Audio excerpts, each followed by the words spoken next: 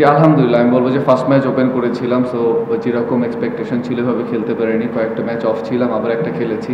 So আমি বলব যে আমাদের টিম ওনার সামির ভাই উনি চেয়েছেন যে আমি যাতে খেলি। সো আমার মনে হয় ওনার চাওয়াতেই আমাকে আজকে মানে আমি খেলেছি আজকে। সো আমি আল্লাহর কাছে শুকরিয়া জানাতে চাই এবং সামির ভাইয়ের কাছে থ্যাঙ্কফুল যে উনি আমাকে অপরচুনিটি দিয়েছেন এবং বিপিএলে ওনার টিম আমাকে পিক করেছেন। I am really thankful to Samir ভাই। জি, আমাদের আর 4টা ম্যাচ বাকি আছে। সো আমরা চেষ্টা করতেছি ম্যাচ বাই ম্যাচ যেতে এবং আমাদের টার্গেট হলো প্রত্যেকটা ম্যাচ আমরা যাতে জিততে পারি। আমরা ভালো ফ্লোতে আছি আলহামদুলিল্লাহ। লাস্ট 2 ম্যাচ হেরে আমরা একটু ব্যাকফুটে ছিলাম। সো মাস্ট নিডেড উইন ছিল আমাদের জন্য। সো আলহামদুলিল্লাহ যে আমরা ম্যাচটা জিততে পেরেছি। এবং আপনি যদি ব্যাটিং ইউনিট দেখেন, অ্যাজ এ ব্যাটিং ইউনিট সবাই কন্ট্রিবিউট করেছে। বলার যদি দেখেন সবাই কন্ট্রিবিউট করেছে। সো এটা টিমের জন্য একটা খুব ভালো সাইন যে টিমের সবাই একসাথে পারফর্ম করছে।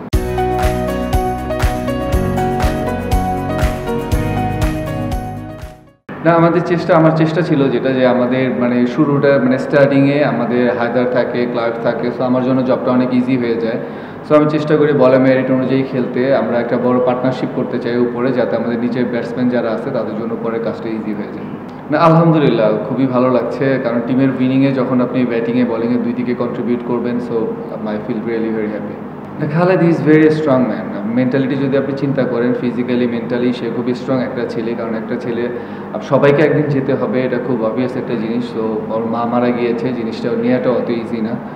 সো আমি বলবো যে ও যে ধরনের মেন্টালিটি শো করেছে, আমি বলবো এটা মানে ব্রিলিয়ান্ট। সে যে ধরনের বলিং করছেও এবং পুরো বিপিএলে লাস্ট কয়েকটা ম্যাচ শুধু 1-2টা ম্যাচ মনে হয় সে একটু ভালো করতে পারেনি, ওভারঅল সব ম্যাচে খুবই ভালো বলিং করেছে।